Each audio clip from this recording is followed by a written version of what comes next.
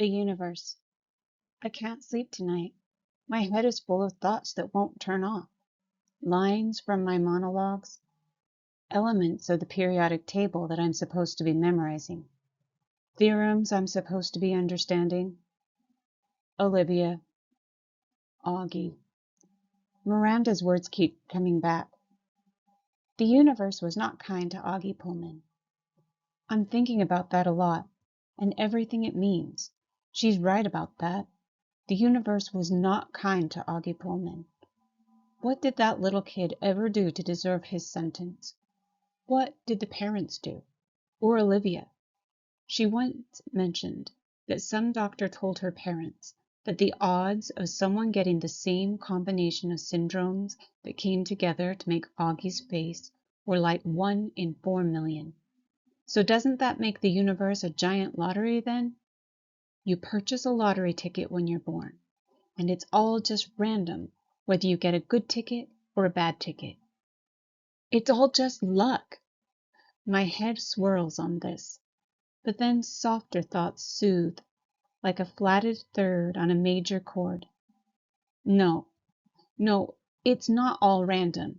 If it really was all random, the universe would abandon us completely. And the universe doesn't. It takes care of its most fragile creations in ways we can't see, like with parents who adore you blindly, and a big sister who feels guilty for being human over you, and a little gravelly voiced kid whose friends have left him over you, and even a pink-haired girl who carries your picture in her wallet. Maybe it is a lottery, but the universe makes it all even out in the end. The universe takes care of all its birds. Part 6. August. What a piece of work is a man, how noble in reason, how infinite in faculty, in form and moving, how express and admirable, in action, how like an angel, in apprehension, how like a god, the beauty of the world. Shakespeare, Hamlet.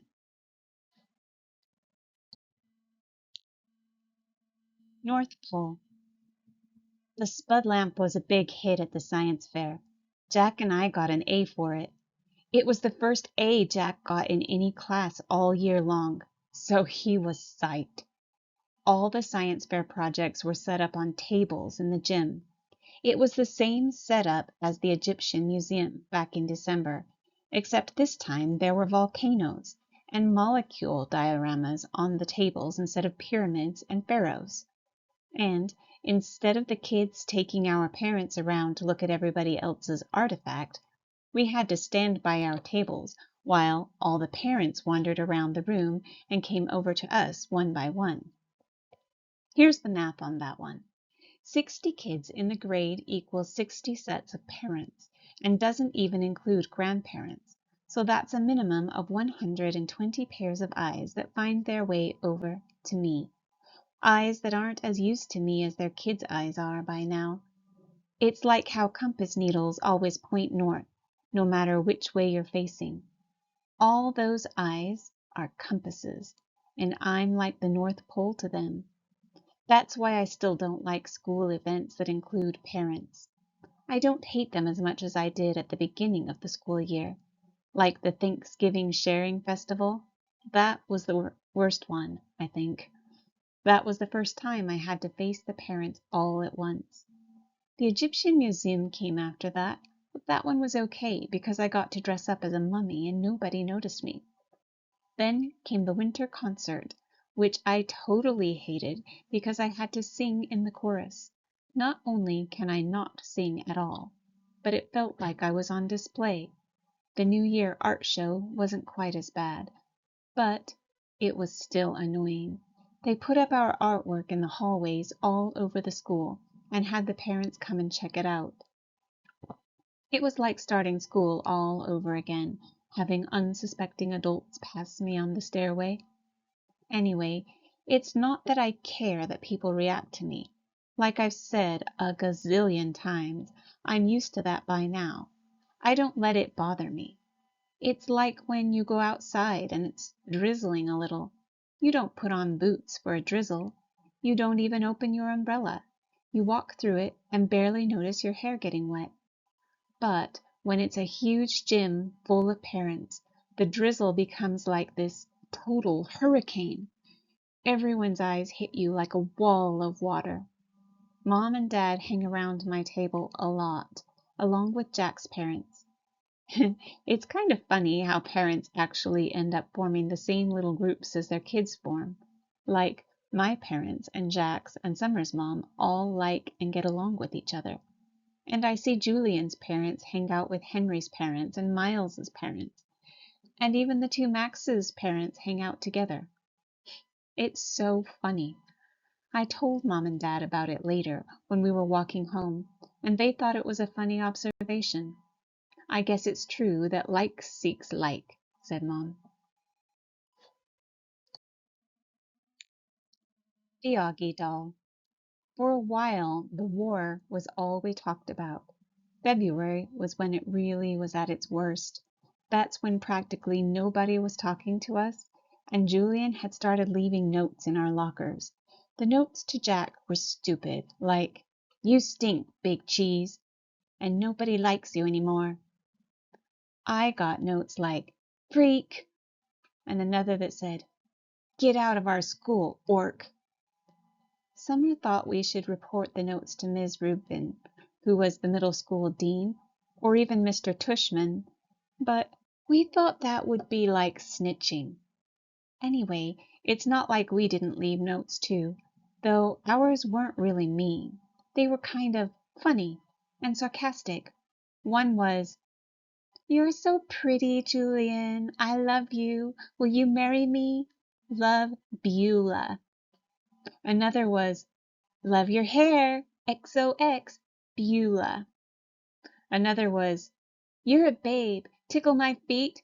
XO, Beulah." Beulah was a made-up person that me and Jack came up with. She had really gross habits, like eating the green stuff in between her toes and sucking on her knuckles, and we figured someone like that would have a real crush on Julian, who looked and acted like someone in a Kids Bop commercial. There were also a couple of times in February when Julian, Miles, and Henry played tricks on Jack. They didn't play tricks on me, I think because they knew that if they got caught bullying me, it would be big time trouble for them. Jack, they figured, was an easier target. So one time they stole his gym shorts and played monkey in the middle with them in the locker room. Another time, Miles, who sat next to Jack in homeroom, swiped Jack's worksheet off his desk, crumpled it in a ball, and tossed it to Julian across the room. This wouldn't have happened if Ms. Batosa had been there, of course, but there was a substitute teacher that day. And subs never really know what's going on. Jack was good about this stuff. He never let them see he was upset, though I think sometimes he was. The other kids in the grade knew about the war. Except for Savannah's group, the girls were neutral at first, but by March, they were getting sick of it, and so were some of the boys. Like another time when Julian was dumping some pencil sharpener shavings into Jack's backpack, Amos, who was usually tight with them, grabbed the backpack out of Julian's hand and returned it to Jack. It was starting to feel like the majority of boys weren't buying into Julian anymore. Then, a few weeks ago, Julian started spreading this ridiculous rumor that Jack had hired some hitman to get him and Miles and Henry. This lie was so pathetic that people were actually laughing about him behind his back. At that point, any boys who had still been on his side now jumped ship and were clearly neutral. So, by the end of March, only Miles and Henry were on Julian's side, and I think even they were getting tired of the war by then. I'm pretty sure everyone stopped playing the plague game behind my back, too. No one really cringes if I bump into them anymore. And people borrow my pencils without acting like the pencil has cooties. People even joke around with me sometimes. Like the other day, I saw Maya writing a note to Ellie on a piece of ugly doll stationery. And I don't know why, but I just kind of randomly said, "Did you know the guy who created the ugly dolls based them on me?" Maya looked at me with her eyes wide open, like she totally believed me. Then, when she realized I was only kidding, she thought it was the funniest thing in the world. "You were so funny, August," she said. And then she told Ellie and some of the other girls what I had just said, and they all thought it was funny too. Like, at first they were shocked, but then when they saw I was laughing about it, they knew it was okay to laugh about it too. And the next day, I found a little ugly doll keychain sitting on my chair with a nice little note from Maya that said, "For the nicest Augie doll in the world, XO Maya."